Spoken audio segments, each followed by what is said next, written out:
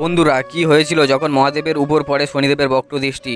পৌরাণিক কাহিনী অনুসারে একবার শনিদেব মহাদেবের সাথে দেখা করতে কৈলাস পর্বতে আসেন। শনিদেব মহাদেবকে প্রণাম করে বলেন, হে প্রভু, কাল আমার বক্রদৃষ্টি আপনার উপর পড়তে চলেছে। শনিদেবের কথা শুনে মহাদেব বলেন, হে শনিদেব, আপনার বক্রদৃষ্টি আমার উপর কতক্ষণ থাকবে? তখন শনিদেব বলেন, হে প্রভু, পুরো 3 প্রহর পর্যন্ত আমার বক্রদৃষ্টি আপনার উপর থাকবে। এইটুকুই বলে শনিদেব কৈলাস পর্বত থেকে ফিরে যান। তখন ন্যায়ের দেবতা শনিদেবের বক্রদৃষ্টি থেকে বাঁচবার জন্য মহাদেব কুটিলা বনে যান তথা 3 প্রহর সেখানে হাতি রূপ ধারণ করে ঘুরতে থাকেন।